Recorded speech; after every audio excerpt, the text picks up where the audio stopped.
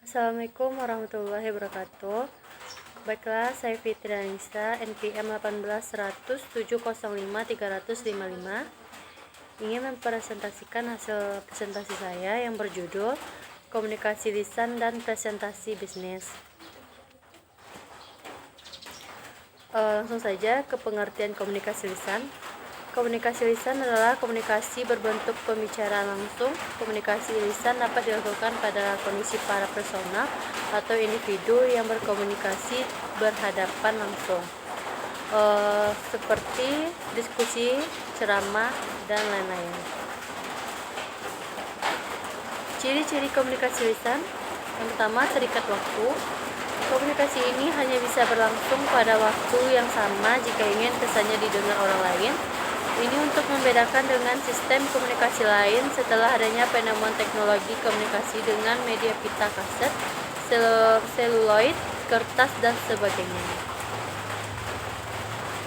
Tujuan komunikasi lisan: yang pertama, agar yang disampaikan bisa mudah dimengerti oleh yang menerima informasi.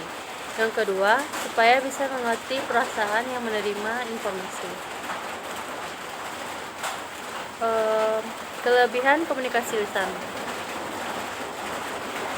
yang pertama, memerlukan waktu lebih singkat, langsung dilakukan ketika dua orang berhadapan. Yang kedua, memerlukan biaya lebih sedikit karena tidak memerlukan alat apapun. Yang ketiga, bisa dilakukan antara siapapun yang mengetahui bahasa yang sama. Dan kelemahan komunikasi secara lisan ada 4, yaitu memerlukan penyesuaian di dalam berkomunikasi. Selanjutnya, berkomunikasi secara lisan lebih banyak memerlukan penjelasan lebih terperinci. Yang ketiga, tidak dapat dipakai sebagai dokumentasi tertulis. Yang selanjutnya, komunikasi lisan kurang ada ketegasan. Dan kapan komunikasi lisan digunakan? Komunikasi lisan cocok digunakan apabila diperlukan umpan balik secara langsung dari penerima pesan relatif sederhana, tidak memerlukan catatan sebagai dokumen audiens, dapat dikumpulkan dengan mudah dan ekonomis, ingin mendorong interaksi untuk pemecahan masalah dan pengambilan keputusan.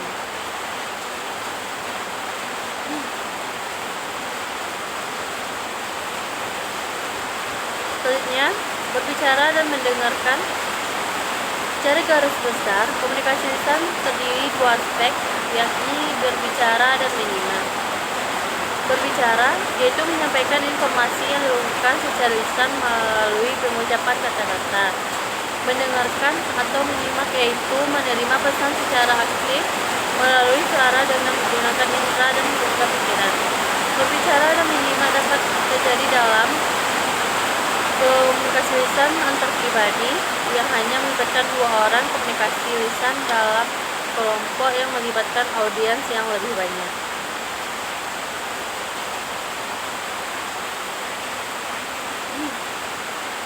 Selanjutnya, keterampilan mendengarkan. Untuk menjadi pendengar yang baik, variasikan cara Anda mendengarkan agar sesuai dengan situasi yang dihadapi. Yaitu yang pertama, mendengarkan isi adalah memahami dan menguasai pesan pembicara.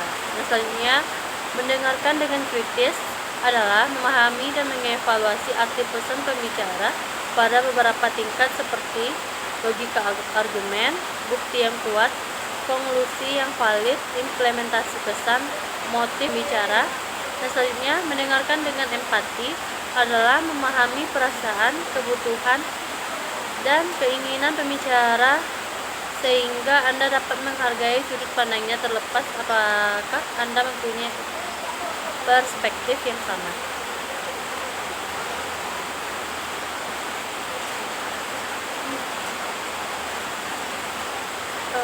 Dan adapun perbedaan pendengar efektif dan pendengar tidak efektif. Yang pendengar efektif yaitu yang pertama, mendengar secara aktif. Yang kedua, mencatat dengan cermat dan lengkap. Yang selanjutnya, sering melakukan kontak mata dengan pembicara. Yang keempat, tetap fokus pada pembicara dan pembicaraan, membiarkan pikirannya mengembara. Yang selanjutnya, menyesuaikan gaya mendengarkan. Dan yang selanjutnya, memberikan isyarat nonverbal kepada pembicara. Selanjutnya, menyimpan pertanyaan atau ketidaksetujuan sampai waktu yang tepat, memotong ketika mereka tidak setuju atau tidak mengerti, membedakan antara poin utama dan detail pendukung. Dan pendengar tidak efektif. Yang pertama, mendengar dengan pasif, yang selanjutnya tidak mencatat atau mencatat sembarangan. Dan yang ketiga, melakukan sedikit atau tidak melakukan kontak mata. Yang keempat, perhatiannya mudah teralihkan. Yang kelima, mendengarkan dengan gaya yang sama. Yang keenam, gagal memberikan umpan balik nonverbal kepada pembicara. Yang terakhir, tidak membedakan antara poin utama dan detail pendukung.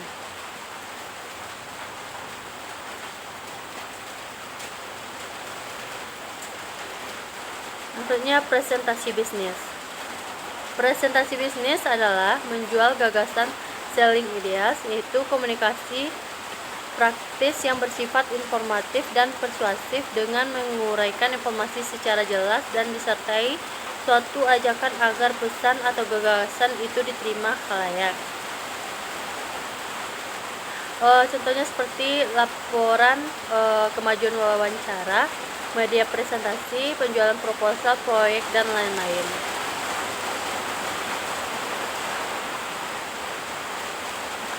Tujuan presentasi bisnis: menyampaikan pesan-pesan bisnis kepada audiens. Untuk mendapatkan umpan balik, presentasi jenis ini biasanya banyak memberikan data dan informasi, yaitu ada 3. Yang pertama, presentasi persuasif adalah untuk mengajak audiens melakukan sesuatu atau percaya terhadap sesuatu sesuai yang dikehendaki presenter. Yang kedua,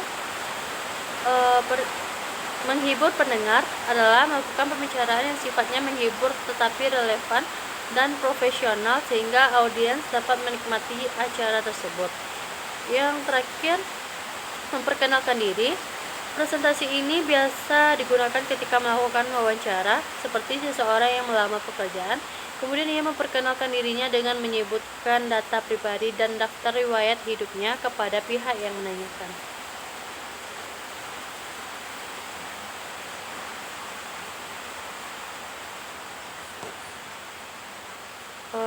Dan persiapan presentasi bisnis. Menurut Purwanto 236, persiapan dalam presentasi bisnis meliputi: yang pertama, penguasaan topik atau materi yang akan dipresentasikan. Yang kedua, penguasaan dan pemanfaatan berbagai alat bantu presentasi. Yang ketiga, menganalisis audiens yang akan melihat dan mendengarkan presentasi. Yang keempat, menganalisis lingkungan lokasi atau tempat presentasi.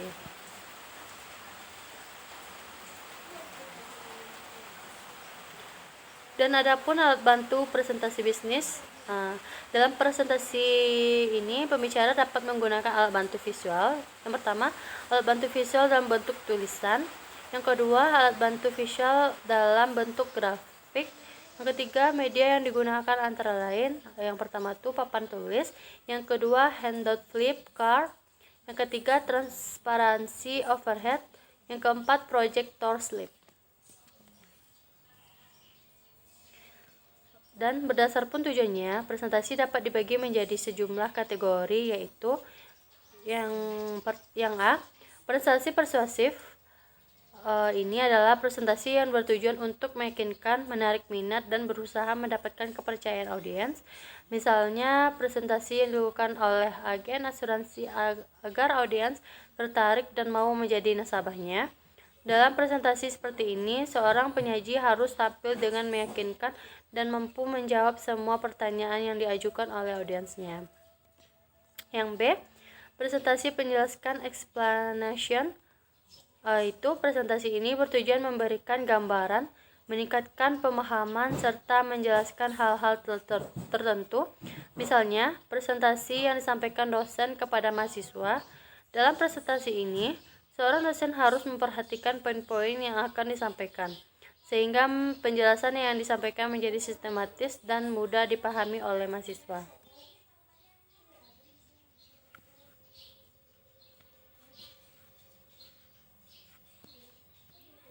Yang C, presentasi instruksional. Penekanan presentasi ini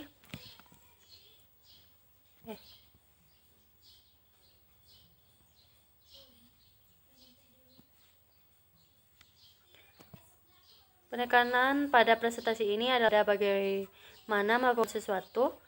Jenis presentasi ini biasanya memerlukan keterlibatan audiens lebih banyak. Karena itu, materi dalam presentasi ini harus dibuat sederhana mungkin agar mudah dimengerti oleh audiens. Yang D, presentasi laporan report. Ini adalah presentasi yang memberikan informasi atau data tertentu. Presentasinya lebih bersifat spesifik, menyajikan fakta dan data serta langsung pada pokok masalahnya. Yang ke E, presentasi pelatihan training. Ini adalah presentasi yang diberikan pada kegiatan pelatihan, misalnya pelatihan pada karyawan baru, pelatihan pada tenaga pengajar saat diberlakukannya sistem pengajaran atau kurikulum baru, dan sebagainya.